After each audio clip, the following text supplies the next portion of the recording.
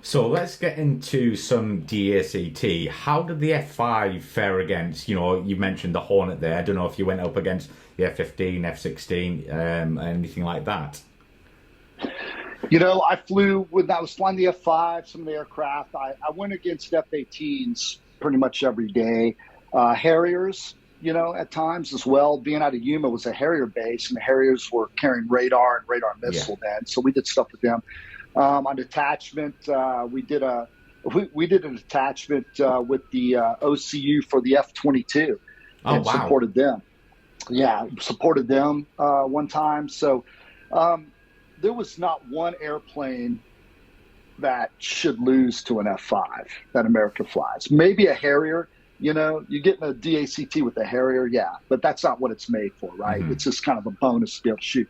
But an F-18, certainly the F-22, we fly F-16s from Luke Air Force Base here in Arizona, wasn't far away. And sometimes if we had extra sorties, they would call and ask for some support. We would give them some support.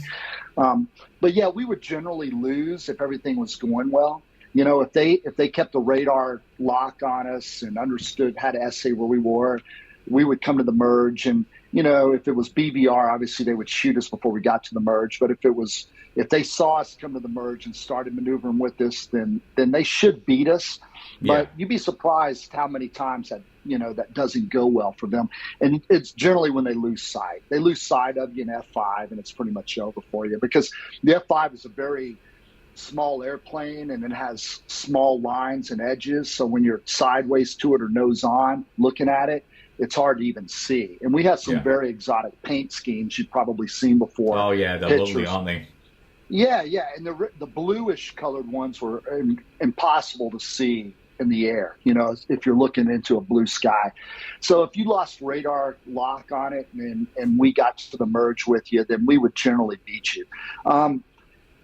Fighting students from the RAG, we would win a lot doing DACT, because they would get slow with you and they would underestimate the ability for you to fly slow, and they would make mistakes and you would capitalize on them. But we every time we went flying, we wanted to win. Everybody has a personality where you don't want to lose. Of course. But we were happy for you that you did the right thing. You know what I mean? We saw mistakes happen all the time, and we would see them before they even happened. And we would generally be happy for you when you'd win. And if we beat you, we'd kind of laugh and cringe for you a little bit, because we've all been there. When I was a student, or even in the fleet, I'd fight the F-5s, and there were times I lost to them, and I remember feeling the professional embarrassment, and you do the phone debrief with them, and you expect them to rip you a little bit. No, but they don't. They understand. They tell you why and what they saw, and then that's the way it goes. So. Did you ever fly against the U.S. Navy F-16s? No, I didn't. The ones up at NSOC or the Strike up in Fallon, never flew against them. I think that they were limited. From what I understand, that was a big asset for them to have, those F-16s. Yeah. So they didn't really have a lot of excess sortie time to do things like that, But on a different note, there were a couple of exercises where I actually flew alongside them. One time we went up to Tonopah, the base north of Nellis Air Force Base, where they used to do the F-117 stuff back in the days, the former secret type base. And we did a little daily detachment out of there for a week, supporting a red flag exercise. And we had the Navy F-16s out of Fallon with us, and we all were in a big package group together. So we would work along beside them. Yeah. Awesome stuff. And with the F-5, did you feel like it was underpowered, or because I know it had reheat or afterburner, but was it powered enough for what it was designed for? Yeah, I think so. It was certainly didn't have the thrust to weight like an F-18 is going to have, or even a Tornado.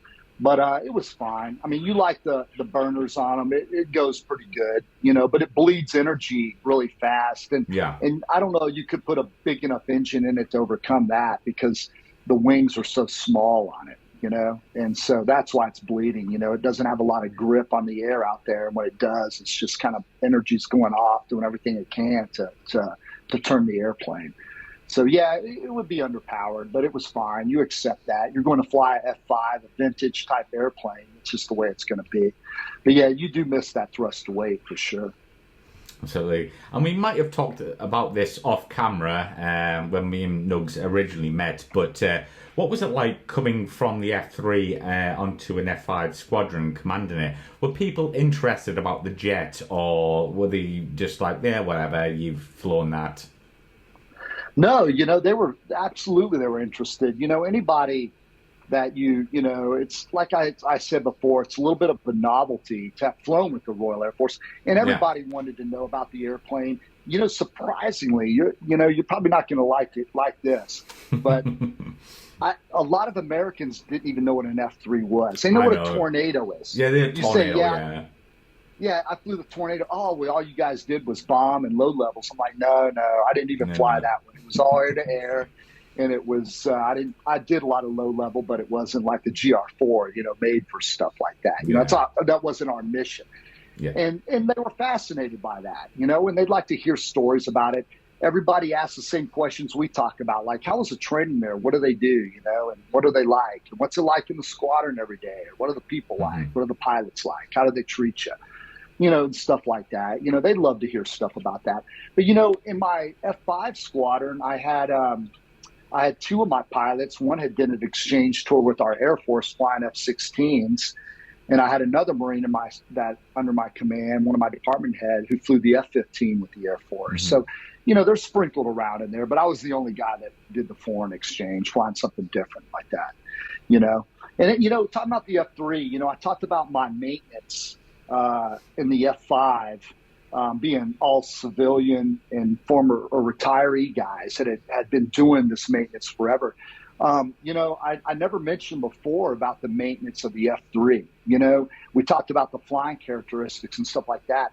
But I was very pleasantly surprised when I went to fly the F-3 that the maintenance department in the Royal Air Force, at least in a Tornado F-3 squadron, was set up almost identical to the way we did it in the Marine Corps. You had somebody managing the whole operation, and a guy by the name of Jim Press, who's an awesome guy. I actually learned a lot from him. He and I bonded really well, and we would talk a lot of stuff, everything from history to maintaining airplanes to all kinds of stuff like that. And I always found the maintainers in the Royal Air Force as highly motivated young people. I mean, they really took pride in what they did and were very good at it. You go out there every day and they'd be smiling. They seemed very happy doing their job. And it played off because, as you understand, the F-3's a maintenance intensive airplane. Anytime you have a jet with two engines, massive hydraulic system that's moving the wings, stuff like that, the avionics package, there's a lot to go wrong with that airplane, and they kept it top notch. We would have normal aches, pains and aches that you would normally have in any kind of fighter squadron, no different than what we had flying the F-18 in America. But they handled it well, and I thought the maintenance was excellent. Jim, man, he ran a tight ship there. He was really good at what he did, and I really enjoyed it. In fact, I keep up with Jim a little bit every now and then. He's here in America on an exchange tour. Yeah, and I'm real happy for him. He's doing well. But anyway, going back to that, the maintenance on the F-5 was kind of the same thing. You had guys that were highly motivated, very good at what they did. We even had our own, what would be a good word to use? It wasn't an airframe shop, but we would basically build parts for the F-5 in our squadron. Wow. They would sheet metal fabricating, things like that. I mean, they could build like minor things for the aircraft that they were allowed to build and we painted the airplanes ourselves. That's why they look good. We had paint shops that updated that stuff, and it was very cool to see. Awesome stuff.